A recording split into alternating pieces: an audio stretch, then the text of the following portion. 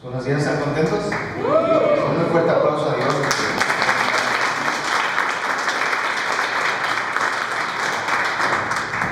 ¿Estás contento de que esté tu hermano a tu lado? ¿De que está a tu lado o no? ¿Sí? Qué bueno. Dios es bueno, ¿cierto? Sí. Bueno, pues Dios ha sido bueno con usted esta semana. ¿Sí? Dios es bueno. Entonces, ¿por qué no abres tu Biblia en Filipenses? En el capítulo 2, vamos a ver del versículo 12 al 18 el día de hoy. Quiero comentarles también antes de empezar que la próxima semana no vayas a faltar. El próximo fin de semana es un tiempo importante para nosotros, ¿no? Festejamos o celebramos la resurrección de nuestro Señor Jesucristo. Vamos a pasar un tiempo increíble adorando a Dios, con un mensaje de parte de Dios para nuestras vidas, y vamos a tener también lo que es Santa Cena. Espero que puedas venir. Creo que también es cambio de horario para que también lo puedas poner por ahí en tu reloj. Bueno, hay unos que solito se cambian, ¿no? No recuerdo si quién se va a atrasar o adelantar. No recuerdo, pero lo puedes checar tú. ¿Se va a adelantar? Se va a adelantar. Entonces te permite llegar más temprano, ¿no? ¿Ya tienen la palabra ahí ustedes? ¿Están listos? ¿Están listos para ser exhortados por Dios? Cuando digo exhortados es ser animados, ¿no? No es que seas... No, exhortar no quiere decir que no es algo malo, sino que seas animado de parte de Dios. Entonces, ¿por qué donde estás conmigo no leemos juntos? ¿Okay? Filipenses, capítulo 2, versículo 12 al 18. ¿Sí? Es bueno que acostumbren a traer su Biblia. Dice: así que, amados míos, tal como siempre han obedecido, no solo en mi presencia, sino ahora mucho más en mi ausencia, ocúpense en su salvación con temor y temblor, porque Dios es quien obra en ustedes tanto el querer como el hacer para su buena intención. Hagan todas las cosas sin murmuración ni discusión, para que sean irreprensibles y sencillos, hijos de Dios, sin tacha en medio de una generación torcida y perversa, en medio de la cual ustedes resplandecen como luminares en el mundo, sosteniendo firmemente la palabra de vida, a fin de que yo tenga motivo para gloriarme en el día de Cristo, ya que no habré corrido en vano ni habré trabajado en vano. Pero aunque yo sea derramado como libación sobre el sacrificio y servicio de su fe, me regocijo y comparto mi gozo por todos ustedes. También ustedes, les ruego, regocíjense de la misma manera y compartan su gozo conmigo. Entonces, en estos versículos, en estos siguientes versículos, somos llamados a hacer luz en medio de una generación que está llena de oscuridad. En un mundo, gracias Paco. En un mundo, somos llamados a hacer luz en un mundo en medio de la oscuridad, en un mundo que está sin control, donde fácilmente nos podemos dejar llevar por las corrientes de este mundo, ¿no es así? Fácilmente nos podemos dirigir a las corrientes que llevan este mundo. Pablo está exhortando a los filipenses a que avancemos en obediencia, buscando y cuidando algo que es muy importante: la salvación, tu salvación, que lo hagan con temor y temblor ante Dios Padre. Entonces, Filipenses capítulo 12 al 18, aquí vamos a encontrar instrucciones dadas por el apóstol Pablo a los cristianos de todas las épocas. En ese caso, como es a todas las épocas, también es para nosotros. También somos partes en esta generación, somos parte, y en estos tiempos nos da estas instrucciones para que podamos vivir en algo que es muy importante, en obediencia. Y conmigo, obediencia. Entonces vamos a orar. Dios, te damos gracias porque eres bueno. Amado Dios, habla en nuestros corazones el día de hoy. Que tu palabra, Dios, pueda tocar lo más profundo de nuestro corazón. Tú sabes, Dios, en tu soberanía la porción que cada uno de nosotros necesita. Amado Dios, habla en nuestras vidas. Te pido que tú nos ayudes y quites toda distracción. Que podamos concentrarnos estos minutos a amarte, a darte gloria y a recibir tu palabra, Dios. A tener devoción en nuestros corazones. Padre, yo te pido que tú obres, que tú simplemente uses mi vida, Dios, y que seas tú hablando a cada corazón. En el nombre de Jesús, amén. Entonces dice, otra vez el 12: así que, amados míos, tal como siempre han obedecido, no solo en mi presencia, sino ahora mucho más en mi ausencia, ocúpense de su salvación con temor y temblor. ¿Qué dice? Así que, sí, sobre la base del ejemplo de Cristo que tú y yo vimos la semana pasada. Si no lo viste, puedes hacerlo en YouTube o puedes hacerlo en Spotify. En la semana pasada vimos la exaltación y la humillación de Cristo. Pablo reanuda su llamado en la presencia de Pablo y los filipenses, que él estuviera pendiente de ellos, saber que él estaba allí. Eso los animaba a ellos a obedecer. Pero básicamente la motivación que ellos tenían venía del Padre, quien obra en los corazones. Dios es quien obra en el corazón de cada persona. La obediencia también florece en su corazón, aún en la ausencia de Pablo. Él les pide algo en versículos anteriores. Él les pide que nos comportemos, también es para nosotros, que nos comportemos de una manera digna del Evangelio de Cristo. Y eso es prácticamente lo que nosotros tenemos que hacer, que nuestros corazones den frutos, que den frutos de Dios, ¿no? De quién creemos, de a quién amamos y quién gobierna nuestras vidas. ¿Quién gobierna tu corazón? ¿El mundo o Dios? ¿En quién crees? ¿En Dios o en el diablo? ¿No? Debe de dar frutos, como siempre han obedecido, dice el versículo. Ellos eran fieles a lo que eran mandados a hacer, y eso era obedecer. Digo conmigo, obediencia. Sí, en Romanos capítulo 1, versículo 5 dice: por medio de Cristo Dios derramó su gracia sobre nosotros y luego nos envió a todas las naciones para que éstas sean obedientes a la fe por amor a Cristo. Pablo los estaba animando y nos anima a nosotros en este versículo a ser obedientes a Dios, que tengamos obediencia a Dios. ¿Pero de qué cosa? De ocuparnos en nuestra salvación, ¿no? Tenemos que trabajar en algo sin interrupción hasta terminarlo por completo. Como sabemos tú y yo, la salvación no es por obras, la salvación es por gracia. Mas sin embargo, no porque la salvación sea por gracia, tú y yo tenemos que trabajar en algo, ¿sí? Tenemos cada uno de nosotros como creyentes, tenemos la responsabilidad de obedecer en el proceso de santificación que tenemos cada uno de nosotros. Es tu responsabilidad y es mi responsabilidad buscar de Dios, ir a la Biblia, reflexionar en las promesas de Dios para tu vida, las promesas que Él tiene. Leer las Escrituras cada día nos motiva a accionar conforme las promesas de Dios. Dios tiene promesas para tu vida. Si estás pasando dificultades, problemas difíciles, Dios tiene promesas para ti. Ahí las puedes encontrar. Tenemos la responsabilidad de ir ante el trono de Dios y limpiar toda la maldad que hay en nosotros todos los días, porque todos los días cargamos maldad en nosotros. Sí, todos los días hay algo malo en nosotros, pero tenemos que ir ante el trono de Dios y descargar todo, dejar todo ante su trono, en el trono de Dios. Entonces, no es que ya no va a haber maldad en ti, que muchas veces pensamos que llegar al cristianismo ya todo va a ser bonito, que ya no va a haber maldad en nosotros, pero no se nos debe olvidar que cargamos y estamos en un cuerpo carnal, en un cuerpo lleno de maldad. Entonces, sino que aprendamos a separarnos de todo lo que contamina nuestra mente. Hay cosas que contaminan nuestra mente, hay cosas que contaminan nuestro corazón. Y sabes, Cristo es el único que encarnó una santidad completa, una santidad perfecta. Por eso como creyentes tenemos que seguirlo a Él. No debemos de basarnos en seguir a hombres, en seguir a Cristo, porque Él es el único que lo ha hecho perfecto. Entonces debemos ocuparnos de nuestra salvación, ¿con qué? Con temor y temblor. Y conmigo, temor y temblor. Si la actitud que tú y yo debemos de tener o debemos de procurar como cristianos a su santificación requiere temblor saludable de ofender a Dios, temer o pensar muy bien antes de ofender o cuestionar a Dios lo que está haciendo en nosotros, ¿sí? Y respeto profundo por Él, un respeto profundo por Dios. Tenemos que pedirle a Dios que nos dé las emociones correctas cada día, y eso solo lo lograremos buscando de Dios, acercándonos a Él. No podemos salir de aquí, atravesar la puerta y quejarnos toda la semana, quejarnos todo el tiempo. Es que mi patrona, ¿no? Es que mis compañeros, es que me hicieron, es que me dijeron, es que esto, es que el otro, es que aquello. No, eso no es sabio. Eso no es sabio. Es ir a la cruz y pedirle a Dios sabiduría para que tus emociones sean correctas. ¿Para que qué? Tus emociones sean ¿qué? Correctas, ¿sí? Entonces, dice Proverbios 1:7, el temor del Señor es el principio de la sabiduría.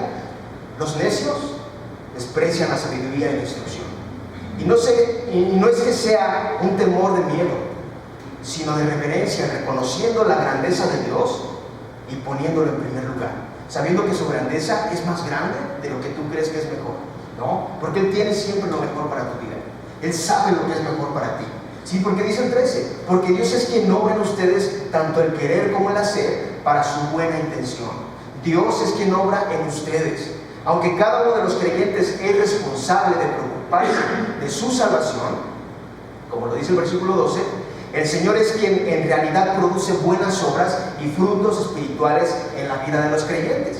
En Juan 15:5 dice, yo soy la vid y ustedes son los sarmientos. El que permanece en mí y yo en él, ese da mucho fruto, porque separados de mí nada pueden hacer. Entonces, Esto es llevado a cabo porque Él obra en nosotros con su Espíritu en nuestro interior. Él es el que hace toda la obra en ti.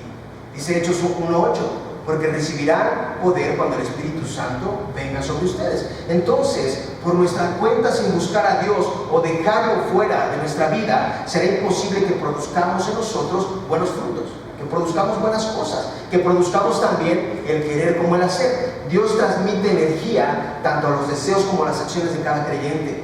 Viene de Él que tú tengas hambre de la palabra, que tengas ganas de buscar de Él, que de verdad tengas deseos de orar a Él. Dios no solo se enfoca en los deseos que se nos antojan.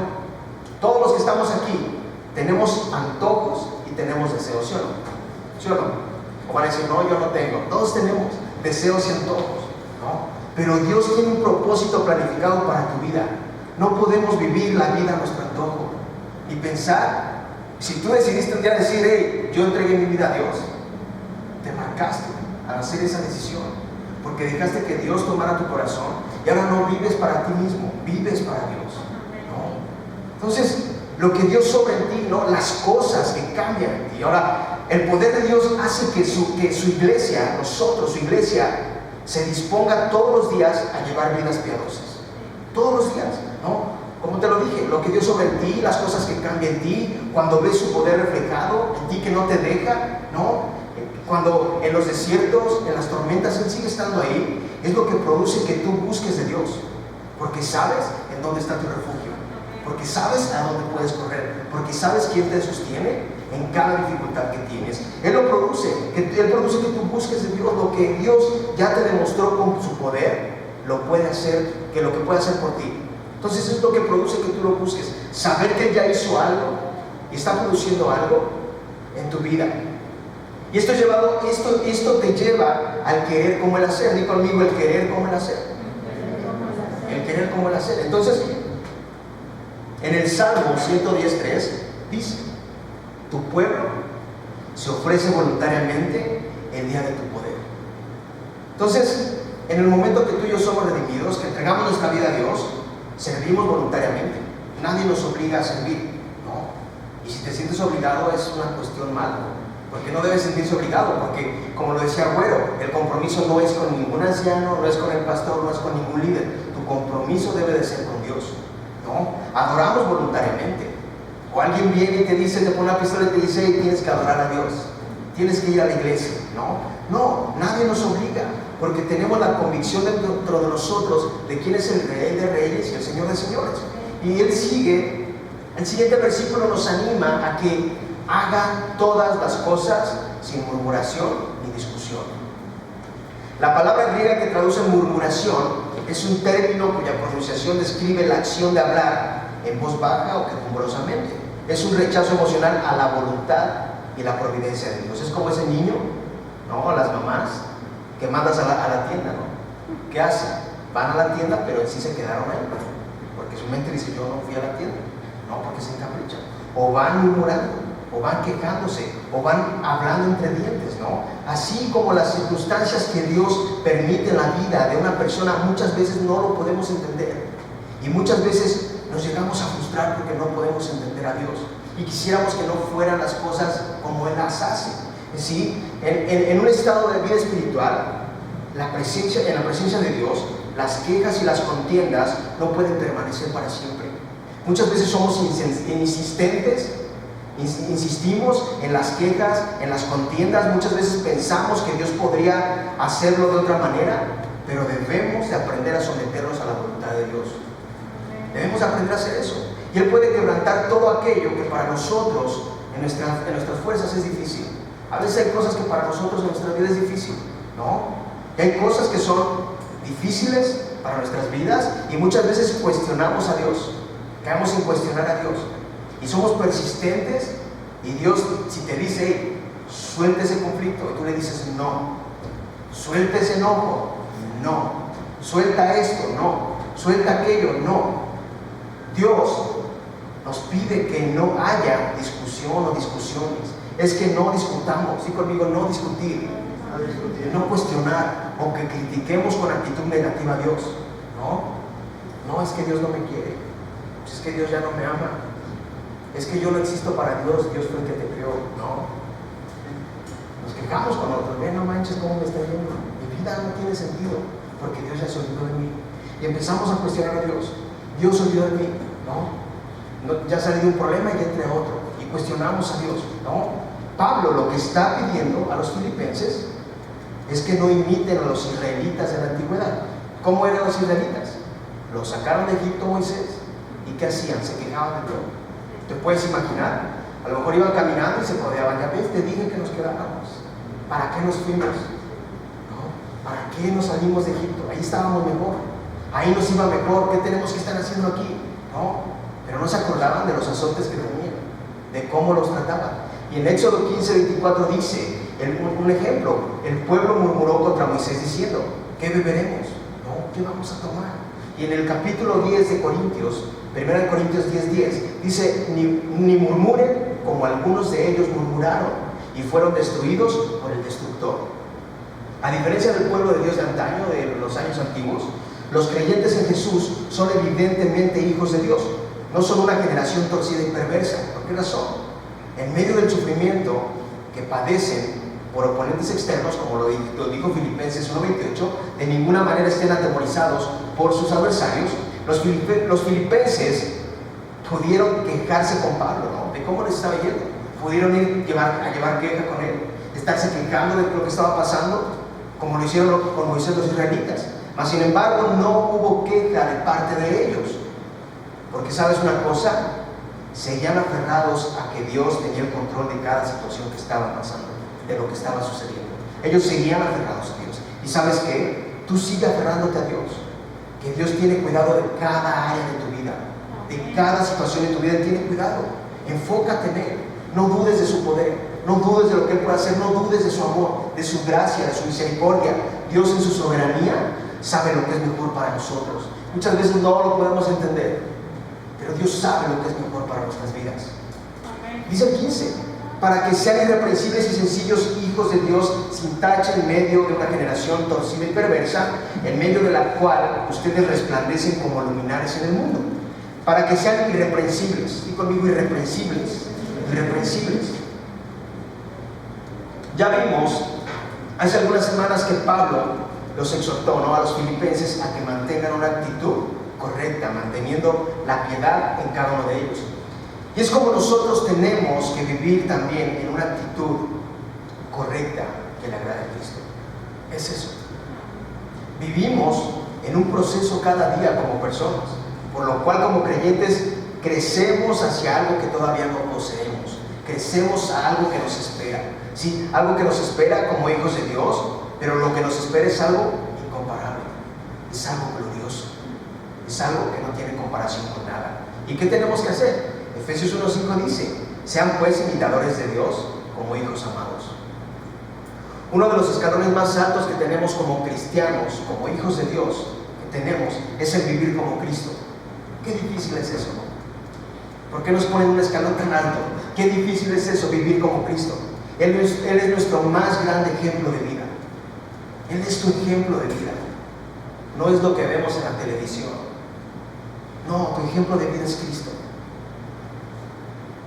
Que seamos irreprensibles y sencillos. La palabra irreprensible es una palabra que describe un estilo de vida que no puede ser sometido a crítica debido a pecados o maldades. Que seamos sencillos, y conmigo sencillos. Que seamos puros, no mezclarnos con el pecado. Qué difícil es eso. Que seamos como el metal de alta calidad que no necesita aleaciones. Sí, la aleación en una mezcla es una mezcla de varios metales. Esa es la aleación. Nosotros, al ser purificados por Cristo, cuando tú eres purificado por Cristo, el Espíritu Santo trabaja en nosotros todos los días. Todos los días vamos siendo perfeccionados para llegar a ser como ese metal de alta calidad. ¿Sí? Y eso nos hace no mezclarnos con el mundo. Y no estoy hablando de que ya no convivas con tus familiares. No estoy hablando de que ya no vayas a visitar a tu familia. No estoy hablando de eso. Porque muchas veces llegamos a confundir. El pastor dijo que ya no fuera con mis familiares que no son cristianos. No, no se trata de eso. No se trata de eso. Que solo te juntes con creyentes, no. O que te apartes a un lugar, que hagas tu propia ciudad, que te vayas con puros hermanos de la iglesia. No se trata de eso. Dice Romanos 16:19, sino que todo el mundo sepa que tú obedeces a Dios y que lo demuestras con inteligencia, haciendo lo bueno y no lo malo. No es que te apartes del mundo, es que brilles en él. Tú brilles en el mundo. ¿Sin qué? Sin tacha. O siendo irreprochables. Pablo está describiendo la calidad de vida que se requiere de los hijos de Dios. Y es que resplandezcan como luminares. Luminares es que resplandezcamos como estrellas en un mundo que está ¿qué? Que es ¿qué? Perverso y está torcido. ¿Sí? Pero sabes, Él les ofrece algo a ellos, a los filipenses. Es lo mismo que Dios ofrece, es lo mismo que Dios ofreció a los filipenses a través de Pablo, es lo mismo que Él nos ofrece a nosotros. Y eso es esperanza. Y conmigo esperanza.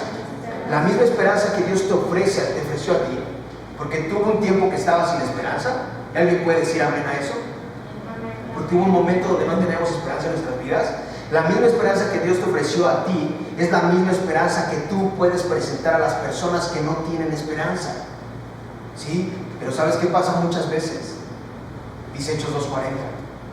Y Pedro, con muchas otras palabras, testificaba solamente y les exhortaba diciendo: sean salvos de esta perversa generación. Y es lo mismo que nos pudieran decir a nosotros hoy mismo, el día de hoy, ¿no? Cuidarnos de una generación perversa y llena de maldad, ¿no? Donde muchas veces somos parte sin darnos cuenta. De repente, cuando ya no nos damos cuenta, nos volcamos a una sociedad sin control, ¿no? Y cuando menos te das cuenta, ya estás actuando como hijo del mundo y no como hijo de Dios. Porque es fácil que nos desviemos. Es una línea tan delgada donde nos podemos desviar. ¿Y sabes por qué pasa muchas veces? Porque no buscamos de Dios. Porque no hay hambre en nuestros corazones por Dios. ¿Sí? Lo que vemos aquí no nos alcanza. No nos alcanza para vivir una semana. No te va a alcanzar, ni siquiera a lo mejor al salir. Necesitamos aprender a buscar de Dios, ¿no? Lo mejor es que resplandezcamos en medio de la oscuridad que existe en este mundo lleno de ¿qué? De maldad. Que donde tú estés como persona, donde tú estés, brilles. Y conmigo voy a brillar. ¿Vas a brillar, bebé? Sí. Vamos a brillar. Sí, que tú opaques la oscuridad con tu luz. Que donde tú vayas, haya luz, ¿no? Quizás pienses que lo más fácil es irte al cerro, ¿no? Y ahí construirte una casita, estar tú solo, ¿no? Que no te moleste nadie, estar ahí solito. Quizás pensemos que es lo mejor, ¿no? Estar en un cerro ahí sin que nadie nos moleste, ¿no? Sin problemas, ¿no? Pero ¿sabes una cosa? El problema no son las personas. Dios nos manda a amar a todas las personas. El problema no son las personas. El problema fue lo que pasó en el Edén. ¿Sí? Desde lo que pasó en aquellos tiempos con Adán y Eva, fue lo que trajo toda la maldad. Se desató la maldad. Sí, es que tú seas luz en medio de las personas. ¿Sí? Dios nos manda a amar a las personas. Dios nos manda a mostrar amor al mundo, a las personas. Entonces, dice Mateo 5, 14 al 16. Capítulo 5, versículo 14 al 16. Ustedes son la luz del mundo. Una ciudad situada sobre un monte no se puede ocultar, ni enciende una lámpara y se pone debajo de una vasija, sino sobre el candelero y alumbra a todos los que están en la casa. Así brille la luz de ustedes delante de los hombres para que vean sus buenas acciones y glorifiquen a su Padre que está ¿dónde? En los cielos. ¿Sí? Jesús es la luz del mundo. ¿Sí? Entonces, como Jesús es la luz del mundo, ahora su luz brilla a través de su iglesia. Y tú eres la iglesia. Cada uno de ustedes son iglesia. Yo soy la iglesia. Tú y yo somos el resplandor de Cristo. ¿Y qué tenemos que hacer? Sostener firmemente la palabra de vida, a fin de que yo tenga motivos para gloriarme en el día de Cristo, ya que no habré corrido en vano ni habré trabajado en vano. Sosteniendo firmemente. Pablo se preocupa por los filipenses, por la fidelidad de ellos del Evangelio de Jesucristo. Les pide en los versículos anteriores que se comportaran o que se comporten de la manera de Cristo, ¿sí? Que tuvieran el mismo espíritu. Muchas veces nosotros no tenemos el mismo espíritu, ¿no? Entonces, muchas veces lo que tú y yo ofrecemos son cosas en las que estamos sometidos firmemente, ¿sí? Cosas en las que estamos bien sometidos. Y muchas veces no estamos firmemente sometidos a Dios, sino a nuestros propios deseos. A nuestros propios deseos, a lo que queremos. ¿No es así? O alguien va a decir, no, yo soy puro y sin mancha. No. El versículo nos dice que sostengamos firmemente la palabra de vida, ¿sí? Cuando tú y yo creemos en Dios y comprendemos el Evangelio, produce en nosotros vida espiritual y eterna. Eso es creer en Dios, eso produce en nosotros, ¿sí? El Evangelio no es solo amor, porque muchas veces pensamos, es que el Evangelio es todo amor. Sí, Dios nada más me da amor a mí, porque ese es el Evangelio, Él es puro amor, ¿no? Primero tiene que haber arrepentimiento de tus pecados para que puedas entender, ¿no? No es solo amor. Dios es gracia, misericordia, es perdón, es amor, pero también es fuego consumidor, ¿sí? Entonces, aquellas personas que te hablan, es para que aquellas personas que te hablaron de Jesús puedan, como Pablo, llenarse de gloria el día que se encuentren con Dios, ¿no? Al saber que tú sigues avanzando firme en la fe, que tú sigues buscando de Dios, que tú sigues siendo luz en un mundo que cada vez más va en decadencia, ¿sí? Buscando la gloria de Dios. Versículo: ya que no habré corrido en vano, ni habré trabajado en vano. Pablo quería examinar su ministerio al final de su vida y ver que todo su esfuerzo había valido la pena, ¿sí? Que valga la pena. En 1 Tesalonicenses 5:12 dice: pero les rogamos, hermanos, que reconozcan a los que con diligencia trabajan entre ustedes y los dirigen en el Señor y los instruyen. Entonces yo te quiero decir algo. Ese es el deseo del ángel, ese es el deseo de esta iglesia, que tú crezcas y madures no solo en conocer la palabra de Dios, no solo en conocer a Cristo, no que salgas y digas, ya aprendí un libro nuevo, ya aprendí un versículo nuevo, no, sino que la madurez que hay en ti, que tú madures, que la madurez que hay en ti refleje a quien amas, refleje a quien sirves, a dónde sales todos los domingos cuando la vecina ve y dice, ya se va temprano otra vez, que sepa que vienes a buscar a Dios, que sepan a quién amas, que tú madures como persona. No es solo leer por leer, no es solo darles un libro por decir ya para que se llene, no, que tú madures como persona. Necesitamos aprender a madurar, porque cada vez el mundo está peor, va en decadencia, y muchas veces lamentablemente nosotros estamos bien metidos ahí, pero metidos hasta el fondo, pero debemos de aprender a hacer luz, ¿no? Entonces dice el 17: pero aunque yo sea derramado como libación sobre el sacrificio y servicio de su fe, me regocijo y comparto mi gozo con todos ustedes. Aunque yo sea derramado, Pablo no hace referencia a su estado actual de sufrimiento.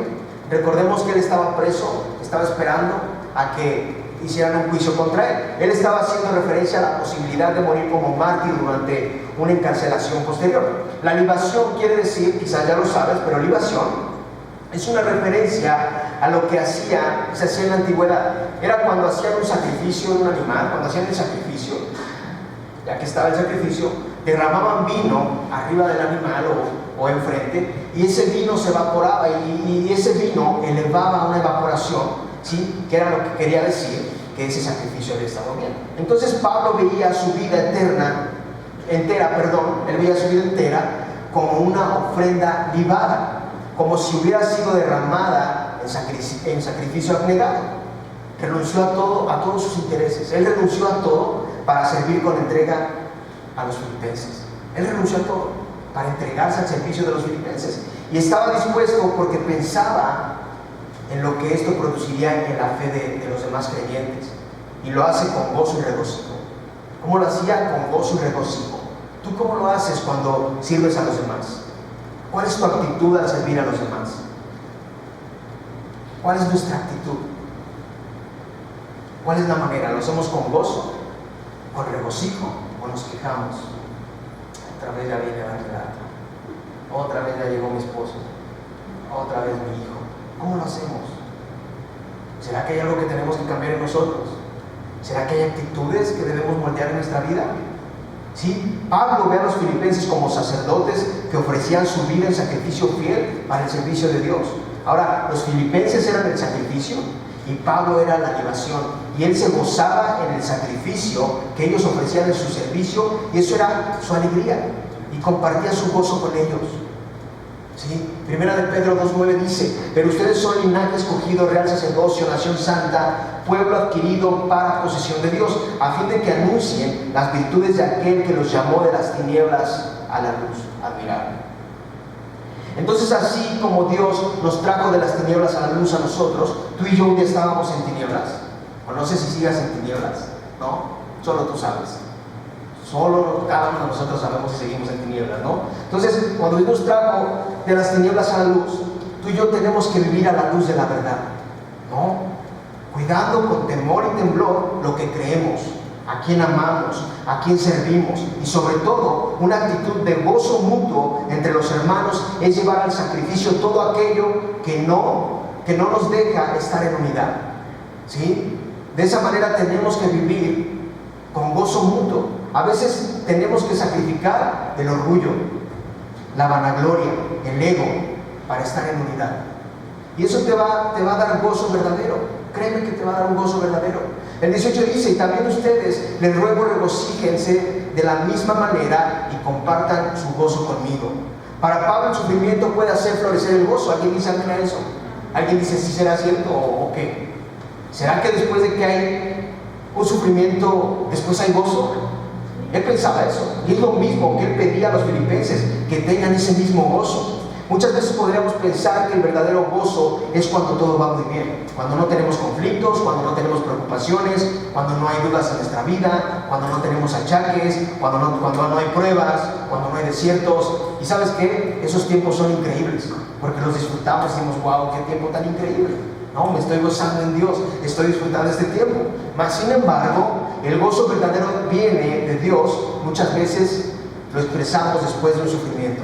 El verdadero gozo de Dios viene después de que experimentamos un sufrimiento. ¿Y sabes por qué hay gozo a pesar del dolor? Porque Él sigue obrando en tu vida, porque Él sigue obrando en tu corazón, porque Él sigue haciendo su obra, porque aún Él sigue estando en el primer lugar en tu vida, ¿sí? Y Él te da la fuerza necesaria para seguir con gozo y seguir de pie. La realidad es que nuestras fuerzas no lo podemos hacer. Nuestras fuerzas nos derrumbamos, ¿sí? Porque no tenemos la capacidad de tener la fuerza que Dios nos da para aguantar los desiertos, las dificultades y todo lo que pasamos en la vida, ¿no? Pero si permanecemos en Él, va a producir el querer como el hacer por su buena intención. Lo mejor es crecer en Dios, que tú crezcas en Dios y honrarlo a Él, y cuidar con temor y temblor nuestra salvación, dando frutos que vengan de lo alto. Sí, nuestros frutos tienen que venir de Dios. Y tú tienes que examinar tu vida y ver cómo estás viviendo, y ver si estás viviendo a la luz de la palabra, a la luz de la verdad, o estás siendo oscuridad. Muchas veces somos oscuridad cuando tendríamos que ser luz, ¿no? Y siempre me pongo de ejemplo yo, porque hubo un tiempo donde yo tendría que haber sido luz y no lo fui. Lamentablemente fui oscuridad, y no me enorgullezco por eso, me avergüenzo por eso, ¿sí? Pero muchas veces tenemos que entender que tú y yo estamos aquí para hacer luz en medio de un mundo que está en oscuridad. Sí, tú eres la luz que brilla porque tú amas a Dios, porque tú estás buscando de Dios, ¿no?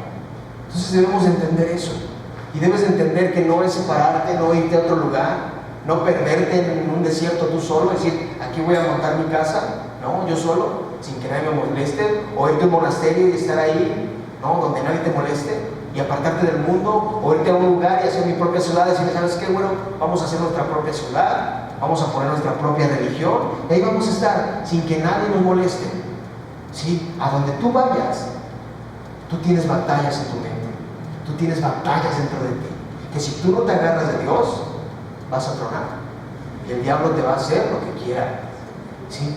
El diablo te va a hacer trizas, ¿sí? Entonces debes de brillar y creer, y que lo que tú crees de verdad brille en ti, ¿sí? Tenemos un escalón muy alto. Ser como Cristo, qué difícil es, ¿no? Pero es en lo que creemos, es en lo que tú decidiste creer. Y si tú decidiste creer en Él, fue porque Él hizo algo en ti, fue porque quizás cambió alguna actitud, a lo mejor cambió tu corazón, a lo mejor te quitó una depresión o algo que tú estabas pasando, o a lo mejor en este tiempo podrías derrumbarte, pero sabes que Él te sigue sosteniendo, sabes que Él sigue estando en ti, Entonces tú debes de comprender que tú debes de ser luz. ¿Sí? No mezclarte lo que digan. Es que para mi familiar hablar de ese tema pues es muy bueno. Y sí, está bien lo que dices. No, usted debe de ver lo que dice la palabra. Y si lo que él está haciendo no es correcto, con amor, exhortarlo. No decirle te vas a ir al infierno, o te vas a ir, no. Decirle, ¿sabes qué? Con amor te digo que esto que estás haciendo está mal. Y no te va a ayudar a que tú progreses. Es eso, ¿sí? Pero que tú brilles, que donde haya oscuridad se prenda la luz, ¿no? Entonces, ¿por qué no oras conmigo? Ahí donde estás. Cierra tus ojos. Dios, te damos gracias porque eres bueno. Ahí sigue, tú adora a Dios. Señor, gracias por tu amor y tu gracia inagotable. Guíanos en todo tiempo a ser más como tú, a amarte a ti. Dios Padre, te damos a ti gloria, te damos honor. Tú eres digno y eres glorioso. Amado Dios, ante ti vamos en oración pidiéndote hoy que tu gracia venga a nosotros, Dios, para que cada día pongas en nosotros un temor y temblor reverente a ti. Que tú, Dios, cada día produzcas en nosotros el querer como el hacer. Qué difícil es por nuestra parte. Por tu buena voluntad lo podamos hacer. Padre, que podamos entender que alejados de ti, será imposible que podamos producir buenos frutos y ser piadosos y amar a los demás. Que nuestra convicción sea siempre cuidar nuestra salvación. Que aunque sabemos que la salvación es por gracia y tú lo has hecho posible, que podamos cada día ir avanzando y siendo regenerados para el día del encuentro contigo. Que aunque vivimos en un mundo perverso, lleno de maldad, podamos ser obedientes principalmente a ti y ser como luminares en el mundo que está lleno de oscuridad. Que donde estemos y con quien estemos, seamos ese faro de bendición para aquellos que están cegados y mostrarles la esperanza que tú ya nos mostraste a nosotros. Gracias porque a pesar de las dificultades de esta vida, a veces hay cosas que pasan y que nos pegan fuerte en el corazón y que no las podemos entender, pero seguimos creyendo en tus promesas, seguimos creyendo en tu amor y en tu soberanía. Sabemos que es lo mejor para nuestras vidas. Quizás en nuestra carne no lo comprendemos y nos es difícil, y muchas veces nos llenamos de murmurar y decir, ¿por qué a mí? ¿Por qué lo hiciste? ¿Por qué pasó esto? Pero sabemos que en tu soberanía tú tienes cuidado. Te pedimos que nos guíes a sacrificar todo aquello que nos impide vivir en unidad y gozo, Padre. Que la gloria sea para ti,